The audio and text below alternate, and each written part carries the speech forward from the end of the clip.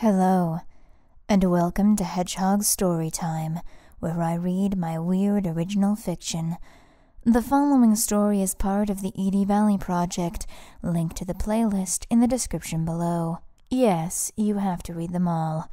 No, that's not a request. So we're back to Tommy for this episode, obviously, due to the naming scheme, which many of you have caught on to the fact that I'm now going down the major arcana when talking about Tommy. And this story goes in a slightly different direction. A lot of you have been asking for more of Tommy's backstory about his adventures with Remus, so here is one such adventure.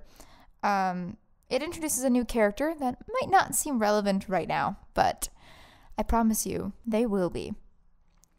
So without further ado, here is the Chariot. Memories of Remus came to Tommy at the most random times.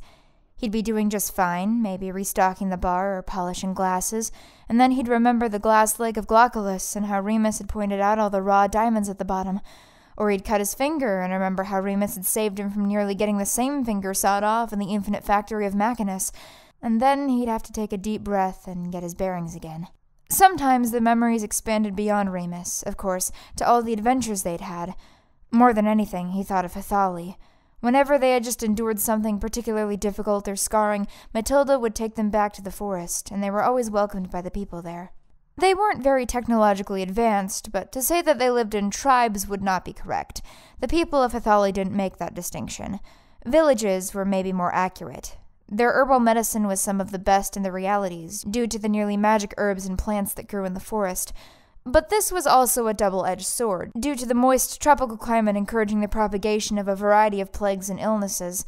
This meant that sometimes their break was less of a break and more of an even stressful adventure. That was exactly how Remus died. But there were a lot of happy memories there. There were some very bad ones as well, but he preferred not to think about those. It was a place to go back to, nearly as much of a home as Matilda. Tommy learned a lot from their doctors, and everyone else, really. This was the one place where he made friends around his own age. Hethali was also where he'd received his tattoos. The people of Hethali nearly all had tattoos of some sort, and they all meant something. You might get a tattoo for a significant birthday, or for surviving an illness, or for having a child. None of this was sanctioned by any method. People got tattoos for nearly everything. The only catch was that in their culture you had to undergo extensive training in order to be considered worthy of inking tattoos. Very few people gained the title of inkulo. Usually they weren't permanent residents of a village, but traveled between them, trading their skills for food and rest. That might have been why he and Kay became such good friends. They had met when Tommy was 13, at least by his reckoning. It was a little difficult to tell the exact passing of time when you were constantly bouncing between realities. Matilda had brought Remus and Tommy back to Hethali after an especially trying adventure in the carnivorous library of Aspidas. Usually, Matilda placed herself a short distance from the nearest village, and it wasn't until after a few minutes of walking that they approached the main square and saw that the whole town was in a tizzy. "Ah, Remus!" The village leader, a beaming, muscular man named Teos, caught sight of them from across the square. "And Tommy, too! Welcome! We are always pleased to see you." Tommy glanced around at the villagers gathering in the square, and periodically turning towards the meeting house, a large wooden building which maintained a central position in the village. "What's going on?" he asked. "Today is a special day," Teos beamed, "and Inkulo has come to town." Remus had explained all about the tattoos the first time they'd come to Hethali, so Tommy nodded. "Come, let me introduce you." Teos beckoned them towards the meeting house, through the crowd, but before he could enter the humid interior, a rustling bush drew Tommy's eye. He blinked and peered into it, only to be greeted by another set of eyes winking back at him. They were an incredibly bright shade of blue, just a hint darker than the sky. The bush rustled again, and the eyes were gone. "Wait!" Tommy called, pushing past a few people and into the bush himself. Remus might wonder where he'd gone, but he'd be back in a few minutes. He followed the sounds of snapping branches and emerged into the forest, the tree trunks, each thicker than a house, peering down at him with curiosity. But there was no sign of the person those eyes belonged to. He took a couple steps forward, glancing this way and that, but the woods were oddly silent. "Hello?" he asked, his words made small by the density of the trees. For a second he made to turn around until, "You're persistent, I'll give you that," came a voice from above him. Tommy looked skyward, and there on a branch of a tree sat a girl about his age. Her long, nearly blue hair was rustled into a messy braid on the top of her head, and her smirk was so pointy she could have cut him with it. "Why did you follow me?" "I don't know," Tommy admitted. "I was wondering why you were hiding in a bush." Instead of answering his question, her grin became even wider. "I've never seen you before. Who are you?" Frowning, Tommy strained from craning his neck. "I am a traveler," he said. "I could say the same about you." The girl giggled, standing on a branch. "I'm a warrior princess from the moon." She then grabbed onto the branch and swung down to the ground. Her eyes sparkled. "Okay, that might have been a lie," she admitted. "I'm actually—" "Kay!" called a voice from the direction of the village, and the two turned to see an old man with a grizzled gray beard frowning at her. "Running away again? How will you ever learn the craft if you never practice?" "But I've been practicing all morning," she complained. "Look, see? My hands are covered in ink." "You did one design and then dipped your hand in the pot." The girl, Kay, sighed. "Guess you caught me." "And who's this boy with you?" Right on cue, Teos and Remus emerged from the trees. "Ah, that would be my son, Tommy." He had taken up a habit of introducing Tommy as his son a little more than a year ago, mostly because it was easier than trying to explain the full story. But Tommy still beamed a little every time he said it. He was proud to be his son. The older man, whom Tommy surmised must be the Inculo, led Kay away, back to the meeting house, while Teos also pulled Remus and Tommy aside. "Truth be told," he sighed, "I'm glad you've come back." Remus frowned. "It's not another plague, is it?" No, nothing like that." Teos shook his head, but they could tell he was worried about something. "It's just," he continued as they stared at him, "there have been rumors of a rift." Tommy's eyes widened as Remus nodded gravely. Rifts were extremely dangerous. They were rips in reality, places where the space between began to slip through. If left alone for long enough, it could destroy a whole reality. Tommy had only seen one once. He still had nightmares about the man who had been sucked in and devoured by pure entropy. "A better fate," Remus had told him. "He could have become a demon instead."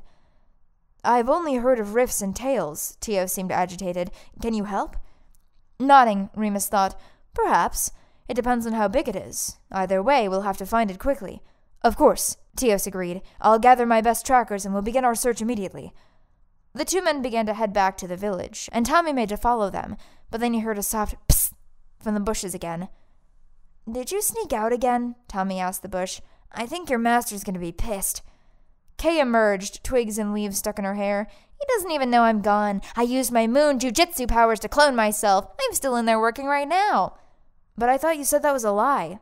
"Did I?" She grinned. I don't remember that. Nope, I'm definitely a princess from the moon."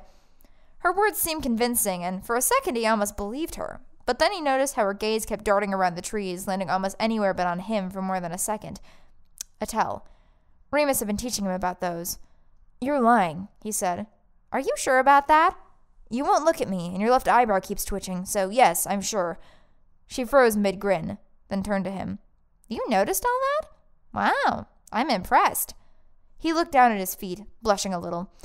"If you want the truth, I told him I had a headache and needed to lie down, but that doesn't matter." Her eyes lit up. "Your dad and the village leader, they were talking about a rift."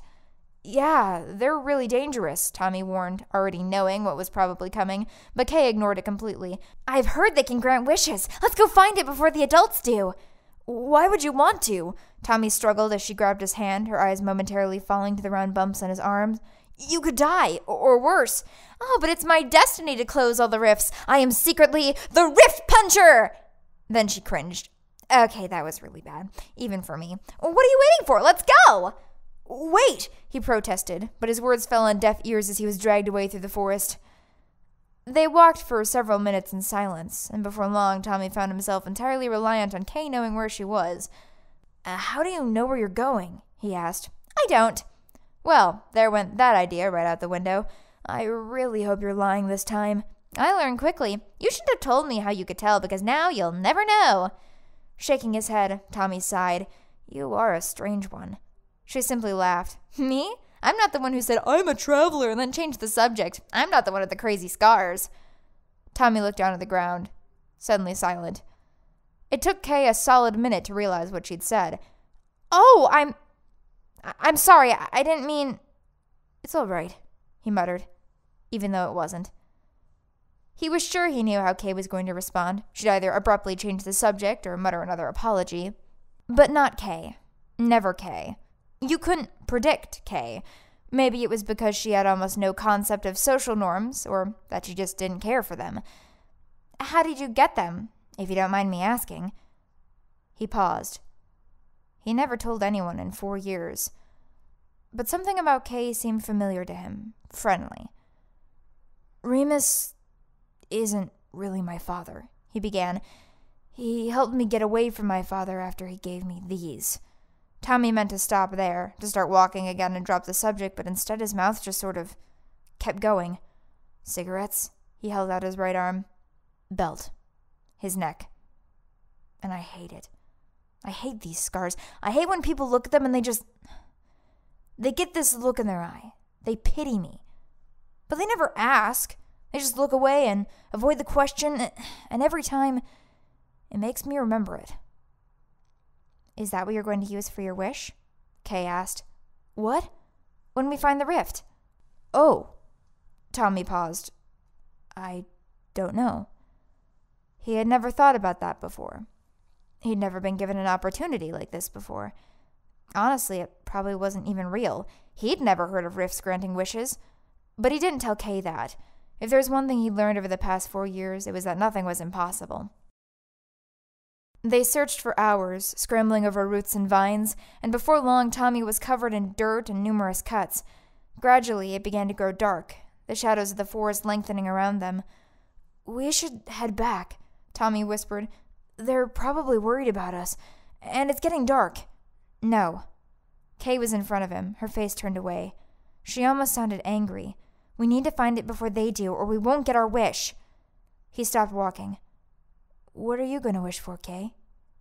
Looking back at him, Kay grinned. For all the bagels in the world.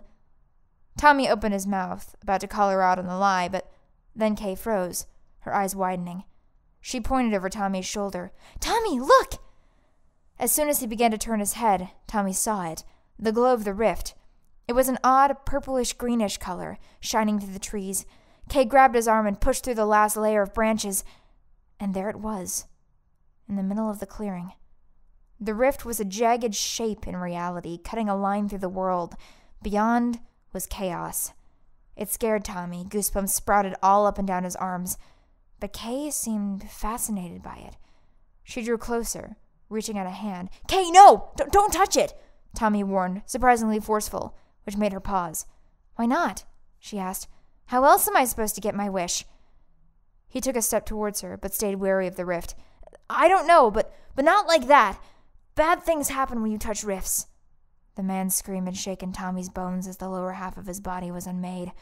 Why are you trying to stop me? I'm not. You don't want me to have my wish? I do, but then don't stand in my way. She tried to push past him, but Tommy grabbed her arm, pulling with all his might. He didn't want to hear her scream like that. Let me go, she yelled. No, don't do this. Tommy had to use all his weight to hold her back. What do you want so badly anyway? Let go, she repeated. Tell me, I want a friend, she screamed. And for a minute, the woods fell silent. I just want a friend. Someone I can talk to and play with. I don't want to be alone anymore. He thought that this might be the first time she'd told the truth since he'd met her. Despite himself, Tommy started laughing. What's so funny? She spat. I'll kill you with my moon magic. I thought it was jujitsu. Kay was fuming. Whatever, she sulked. You think my wish is stupid. Tommy shook his head. Not at all, he said. It's just that you don't need a wish for that. I'll be your friend. There was a pause as Kay looked at him. You will? Sure, I'd love to. The breath was almost knocked out of him by the force of her hug. Thank you, she whispered. Thank you. Over here, shouted a voice from the trees, and several men that they recognized from the village emerged into the clearing, followed by Tios and Remus. Well, well, Remus chuckled. Looks like we found both of our queries. Are either of you hurt? They shook their heads. Neither of us touched it, Tommy added. Good. I wish you wouldn't run off like that, Tommy, but all's well that ends well. Who's your friend? Is that the Inculo's apprentice? Tios nodded and answered for them. Yes, he is very worried about her. Take! He called, and one of the trackers stepped forward. Take these two back to the village. The tracker nodded, then gestured to the children to follow him.